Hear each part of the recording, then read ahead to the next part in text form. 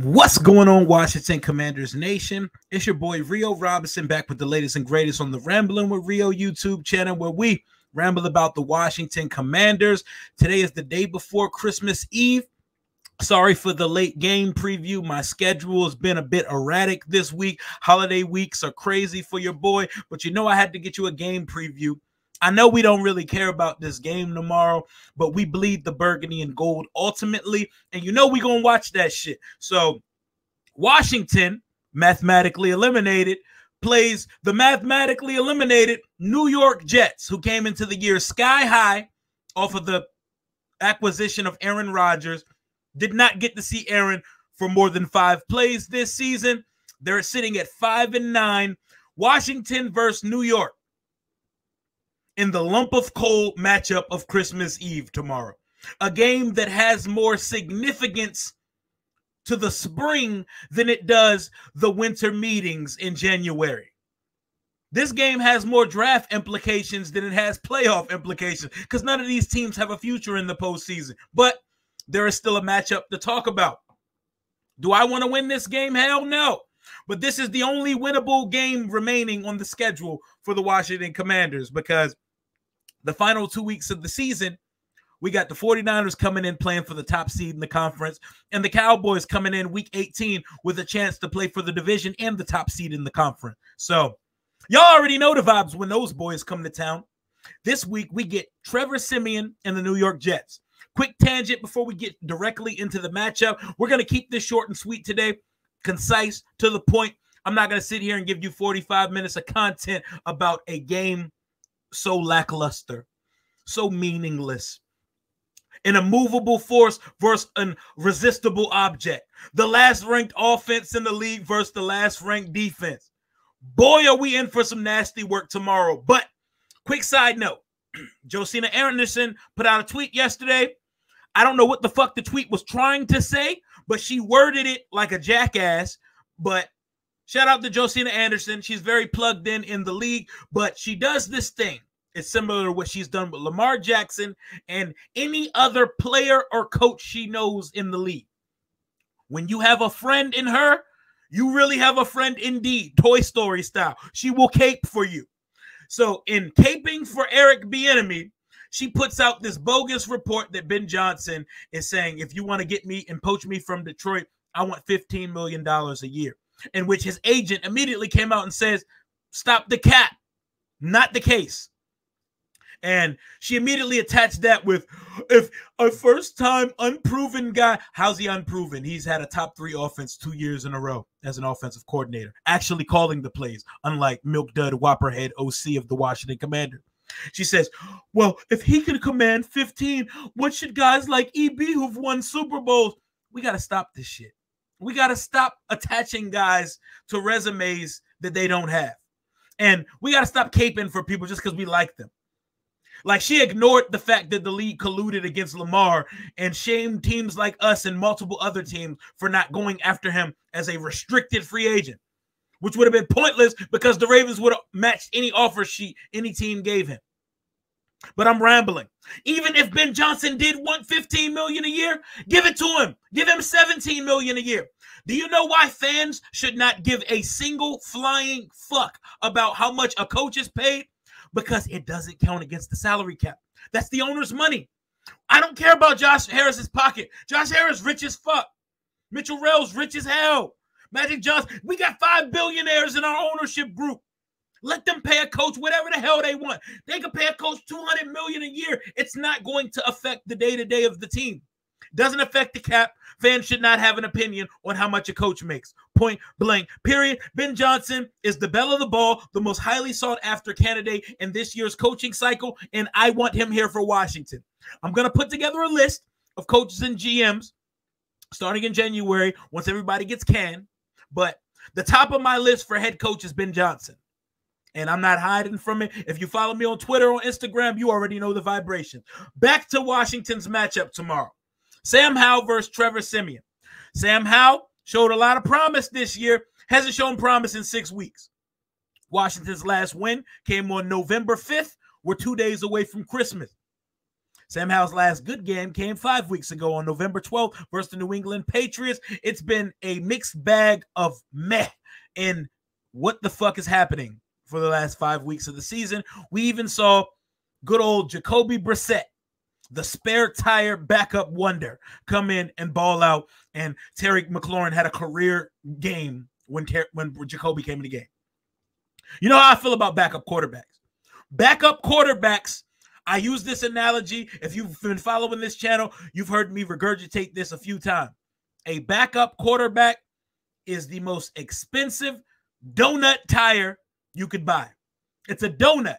It's a spare in the fact of it can get you from point A to point B safely. But you're not driving that shit across state lines. You're not driving, you're going to be driving hubcap from DC to New York trying to drive a donut up there. They are good in a pinch. You do not want to rely on or try to build around a spare tire. Point blank, period. Guys like Teddy Bridgewater, Tyrod Taylor, Jacoby Brissett, Taylor Heineke, those type of guys. They're fun for a second, but they're not NFL starters for a reason. They are backup quarterback extraordinaires. Do not play Jacoby Brissett anymore this season.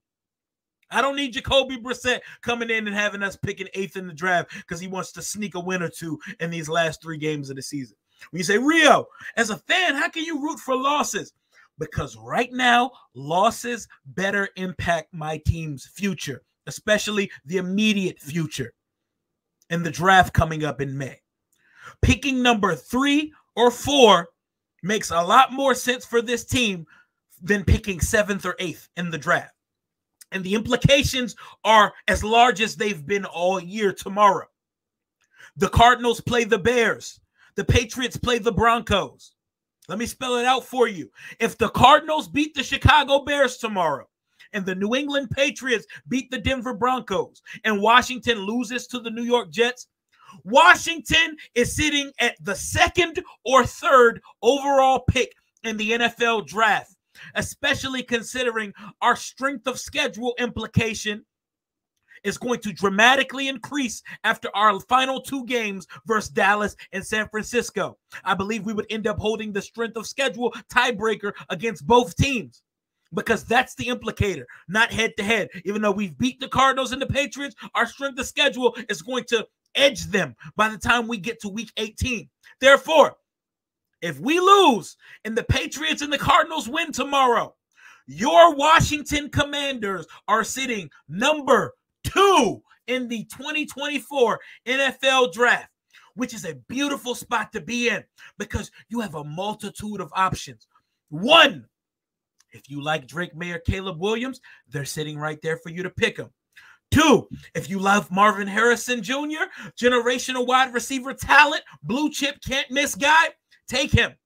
Option number 3, draft the best offensive tackle. Don't have to worry about making a decision between the 2. Whoever you like more, he's there. Take him.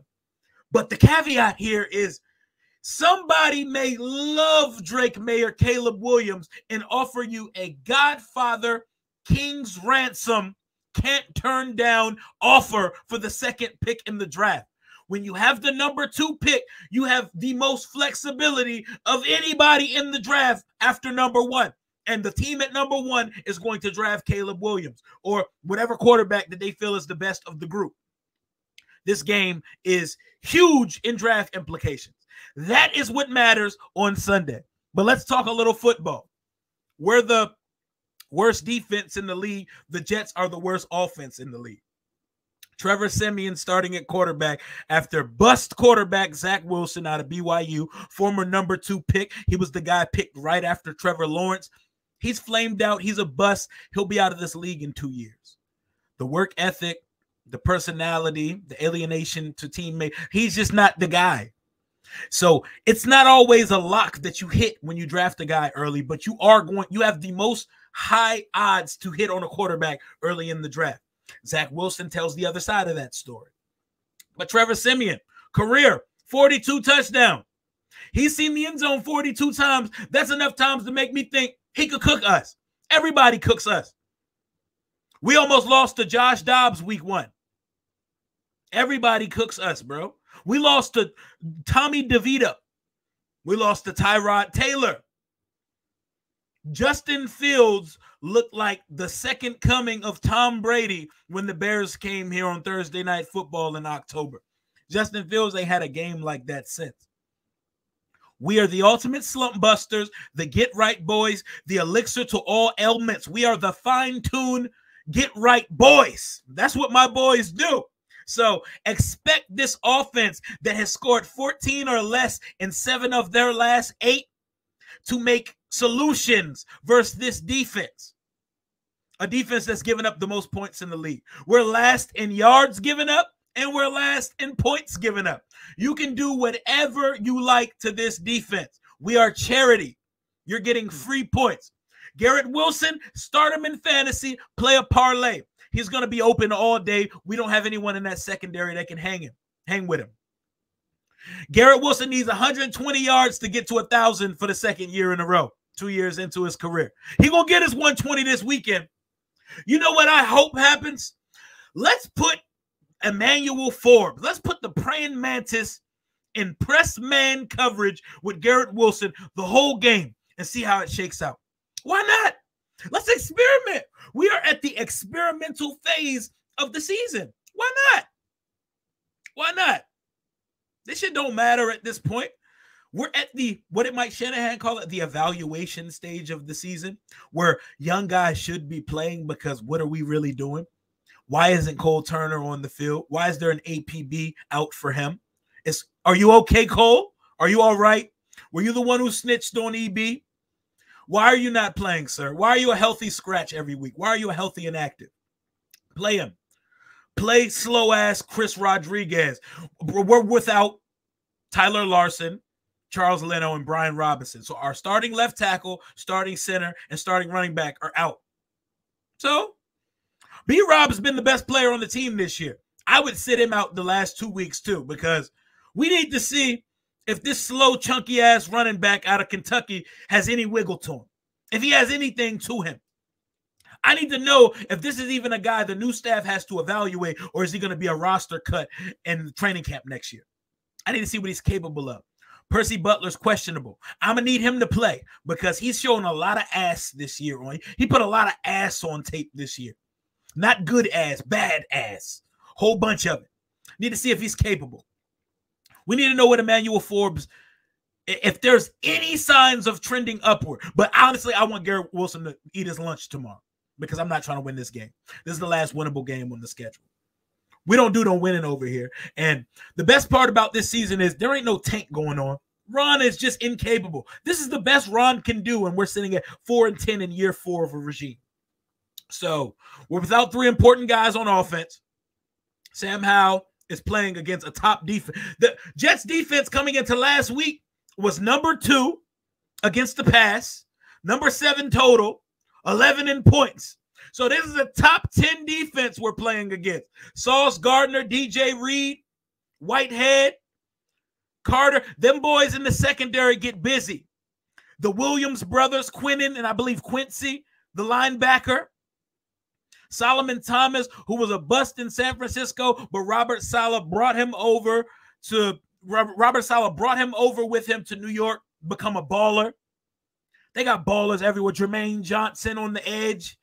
They got some guys on that defense, and Robert Saleh is one of the top 5 defensive minds in all of football. His job should be safe despite the fact of the season's failures, because this is on the quarterback.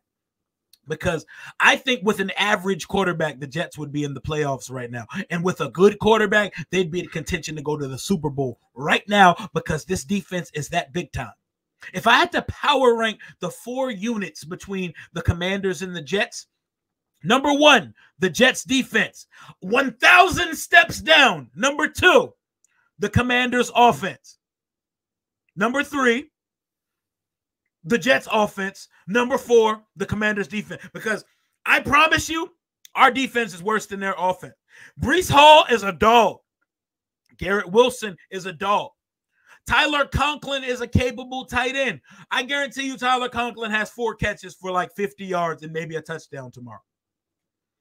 This is a matchup of meh, but don't get it twisted. That Jets roster got some things on it. They got some things on it, especially on the defensive side. It's going to be a nightmare. And in case you haven't found out yet, the state of New York has Sam Howell, our starting quarterback, in a stranglehold versus New York teams this year. Buffalo Bills, 37-3. Giants swept to their second and third string quarterback.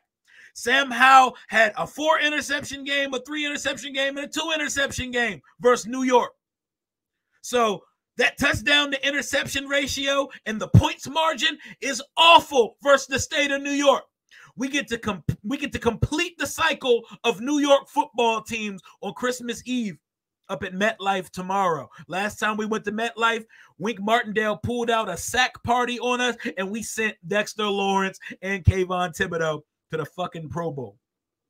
Don't expect it to be too much different tomorrow. I expect a nasty, ugly, why did we watch this football game? I expect a Jets victory 10-7 over the Washington Commanders. 10-7. A 3-point loss, and Washington moves up at least one spot in draft position and enters the top 3 of the NFL draft group chat. Washington has now entered the conversation. 10-7, New York Jets. Give me your score prediction down in the comments below. I'll be getting off work a little late, but I'll be watching the game while I'm there. Obviously, it's Christmas Eve weekend. Who's really doing work at work? But I'm going to try to hop in for the post-game live at about 8 p.m. tomorrow.